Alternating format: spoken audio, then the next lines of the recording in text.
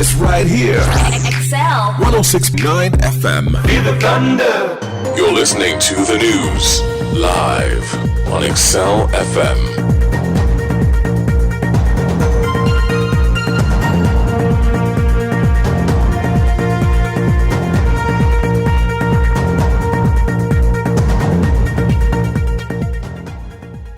It's 11:45 a.m. We'll take a break from the Confirmed Show to bring you XL News 360 at this time. I'm Ugochukwu Bamidele. Here are stories and events making the rounds this morning. Residents of Akwa Ibom warned against transversing around collapsed portion of Ikba and Uyo Village roads. Muslim leaders preach peace and unity as Eid al-Kabir is celebrated. And in sports, head coach Mike Brown names 9 NBA stars in D Tigers' final 12-man roster for the 2020 Olympic Games. We've got details of these and more in a moment.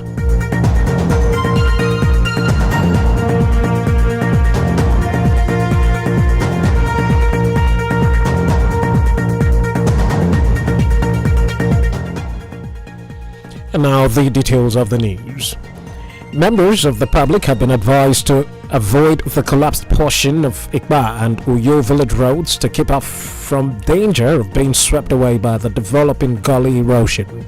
It can be recalled that on June 29, 2021, the State Ministry of Environment and Solid Minerals had announced the collapse of sections of Ikba and Uyo village roads, and for safety reasons, concrete safety barriers and signages were placed at the failed segments of the road to prevent vehicular traffic and restrict pedestrians.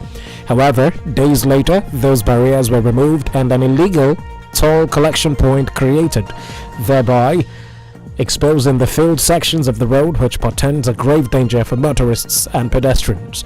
According to a statement by the Commissioner for Environment and Solid Minerals, Charles Udo, members of the public are once again advised to use alternative routes as the affected roads remain closed to vehicular traffic while plans for remedial and restoration works are being made.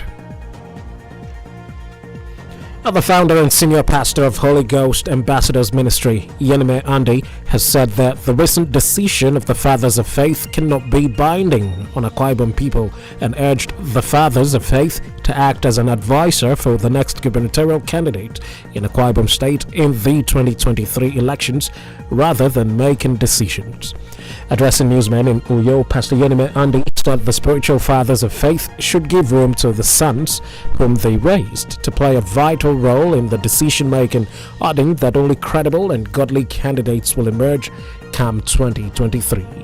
Every Timothy that was raised by Paul, he must trust him, because Paul's duty is not just to preach the gospel, but is also to raise sons who will take over the ministry when he goes. Our fathers should also allow the next generation a decision to take. Their role is to advise. They can call what I call the sons of faith, since there's fathers of faith, to tell them, okay, we think the direction is not good, but they should serve in advisory capacity to take the decision of who becomes the next governor of Akwa Ibom. He further stated that no pastor outside Akwa Ibom has the right to take a decision of who becomes the next governor, adding that all political parties should raise an indigene that resides in the state to become the next governor rather than picking someone outside. No pastor from Lagos, Abuja, anyway, has the right to come and choose or control what we do in Akwa Ibom politically. So we are asking some people who are parading themselves as pastors, GOs from other states, go to your own state and raise a governor. Leave Akwa Ibom state alone. We are here. We know the problem of the people. We know the pain of the people. We know what the people are going through. And it is our duty to choose. And let me say this, anybody parading himself as a god in Akwa Ibom, soon we will resist that person. While thanking Governor Domi Manuel for building bridges of unity, Pastor Andy urged Akwa Ibom people to prepare to elect a governor that will rule the state beyond party lines. Away from that, as Muslims in Akwa Ibom State join other Muslim faithful around the world to celebrate the Eid al-Kabir, they've been admonished to inculcate the virtues of patience, obedience, and love in order to promote social and economic growth as well as tackle the country's security challenges. Speaking with XL News 360, the head of the Hausa community in Akwa Ibom State, Hassan Sadoki, stressed the need for Muslims to use the good lessons of the Eid al-Kabir to promote peaceful coexistence and commonwealth in the society. It's a merry-making, celebration with loved ones and friends, and exchanging their gifts, especially food and so forth. Also the need for unity among ourselves and for prayer for peace for the whole mankind. To be a good ambassador of the religion by showing good examples and being law-abiding citizens. Sadoki, who is also the chairman, Akwa Ibom State Council for Islamic Affairs, while commending the harmonious relationship between Muslims and their host communities in Akwa Ibom, used the occasion to pray for government at all levels. We pray also to have that understanding and wisdom to be able to live peaceful and in a harmonious way with their host communities. And I pray Almighty Allah to give the government of the day, both from local government, state government, and also national, the wisdom to be able to discharge their primary assignments that they have taken out to deliver to the masses. The head of the Hausa community in Akwa Ibom State, Hassan Sadoki, speaking there. Away from that, mixed reactions have continued to trail the increased loan requests by the federal and state governments despite Nigeria's rising debt portfolio, with the Debt Management Office placing Nigeria's public debt stock at 33.107 trillion naira, about $87.239 billion as at March 31, 2021. Speaking on XL 106.9 FM's morning flagship program, The Talk, an economist and deputy chairman of the Nigeria Labour Congress, NLC Akwa Ibom State, Comrade Iboro Ibarra, said that although the government claims the loans are necessary to tackle current economic climate, the country's poor borrowing habits started even before the coronavirus pandemic. The borrowing habit of Nigeria predated COVID-19 and predated the current economic era. If you look back, you will recall that there was a time we borrowed and then we were in a cul-de-sac, and it now took the Paris Club through the HIPC, the Highly Indebted Poor Countries Initiative, to be able to give us debt forgiveness, which helped us to pull out of the debt. And then it also gave us the leverage to borrow more. That was during the Obasanjo regime. What happened thereafter was that the federal government just went right out borrowing more and more and more and more. He said the federal and state governments seem to have failed in evaluating the feasibility of the projects and justifications for which the numerous loans are taken, and that the citizens' needs should be prioritized more. The big question here is how feasible, how realizable, how implementable are the projects upon which these loans are taken? What is the rationale? Take the instance of Akwa Ibom State. What is the rationale of spending over 10 billion naira on a worship center, and then you are now going to borrow 7 billion naira for housing and agriculture? That's why I'm saying the legislature, both at the federal and the state, have failed in not scrutinizing and asking relevant questions. I think most of the loans are unjustified. I think that this country is blessed to such an extent that we could do a whole lot without looking for foreign loans. It could be recalled that the Nigerian Senate last week passed a 982 billion naira supplementary budget, while in Akwa Ibom State, the House of Assembly approved Governor Udomi Manuel's request to obtain 7 billion naira loan for agricultural and housing projects in the state. Outside Akwa Ibom State, two courts in Anambra have ordered the Independent National Electoral Commission, INEC, to list the names of Professor Chukwuma Soludo and Senator Ugochukwu Bamidele as the candidates of the All Progressives Grand Alliance (ABGA) and the People's Democratic Party (PDP), respectively, for the November 6, 2021 governorship election. In Professor Soludo's case, the High Court, presided over by Justice C.C. Oka, directed INEC to publish his name, which was removed from the electoral umpires list last Friday and replaced with that of Chukwuma Michael Umoji. Justice Oka, in passing judgment, ordered Umoji to stop parading himself as the candidate of ABGA for the November election. Similarly, in Senator Barr's case, a High Court in Oka, presided over by Justice Obiora Nwabunike, did not only order INEC to list the lawmaker's name as the rightful candidate, but also awarded 10 million naira damages against the defendants. You're listening to XL News 360 on XL 106.9 FM, Uyo. We'll take a break, be back shortly with more stories. Please stay with us.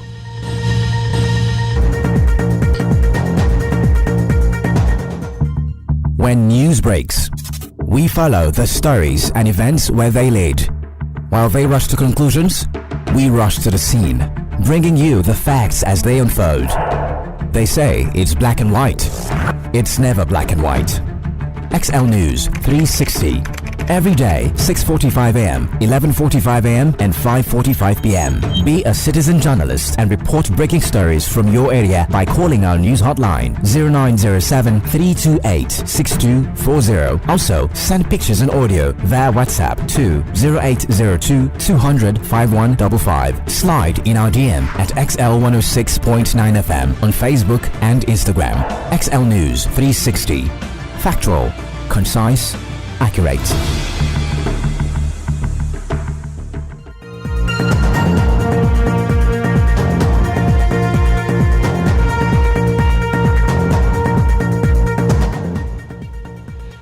Well, thank you so much for staying tuned to XL News 360. Now let's turn to the world of business, where a mining company, Aurelia Mining Limited, based in the United Kingdom, has declared it will invest 100 mining in Nigeria. This was disclosed by its director, Julian Hammond, after a meeting with Nigeria's Minister of Mines and Steel Development, Olamilekan Adigbite, in Abuja. Hammond revealed that the company plans to start preliminary gold drilling operation in Nigeria in the next 6 months to discover the quantity of gold available in the country and attract larger investments, and with time may invest about $100 million for the period of 10 to 15 years. Outside Nigeria, rescuers have recovered the bodies of 3 workers in a flooded tunnel under construction in a southern Chinese city and are continuing to look for the 11 other workers trapped since Thursday. According to reports, the rescue effort has been hampered by carbon monoxide fumes from machinery being used in the tunnel as part of the operation, as rescue crews have also been working to pump out water from the Shijinshan tunnel. The cause of the collapse is still under investigation, as reports say a noise was heard and bits of material started falling off one side of the 2-tube tunnel and evacuation was ordered. However, the construction project appeared to have safety problems for some time, as in March, 2 workers died in another part of the tunnel. And now to some entertainment, where wife of Bill Cosby, Camille, has reacted to reports of her seeking divorce with her comedian husband. The rumors began on social media after Camille Cosby was seen without her wedding ring as she left a luxury townhouse. However, Cosby's publicist, Andrew Wyatt, debunked the rumors, saying that the couple have not worn their wedding rings for 30 years. According to him, those spreading the rumors are angry that Camille stood with her husband while in prison. In outer sports, where 9 NBA stars have been named in D-Tigers' final 12-man roster for the 2020 Olympic Games by head coach Mike Brown. Brown released the list after a month of camping in Sacramento and Las Vegas in the United States of America. Miami Heat's trio of Precious Achua, Gabe Vincent and Casey Okpala are in line to make their debut for Nigeria after they were listed for the Games. The Tigers will open their campaign against Australia at the Saitama Arena, Tokyo in July 25 and later face Germany and Italy in subsequent group games. Josh Okogie of the Minnesota Timberwolves, Mie Oni of Utah Jazz, Milwaukee Bucks Jordan Nwora, and Akwa Ibom-born Ikme Udoh are some of the players that made the list for the quadrennial event in Japan.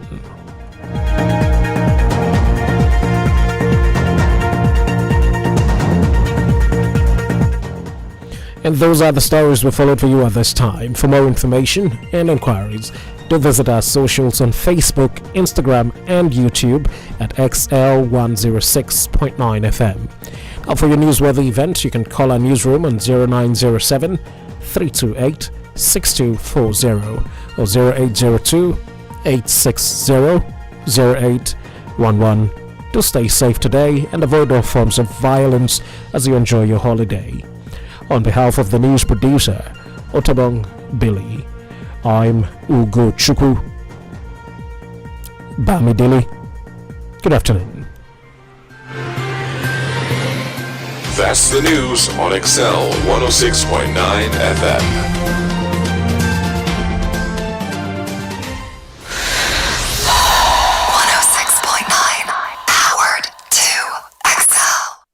This life I can't keep myself.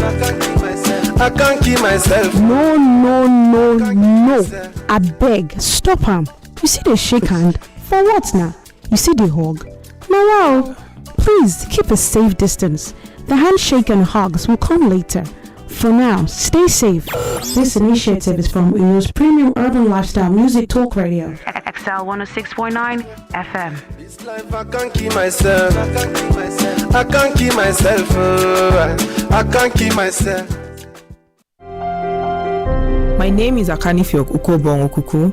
I'm a mechanic, I'm a wife, and I also do bolt runs because I love driving. I love cars. I am passionate to find a solution to every car fault. That is why my long-term dream is to have an auto solution facility. But for now, I'm still learning about cars by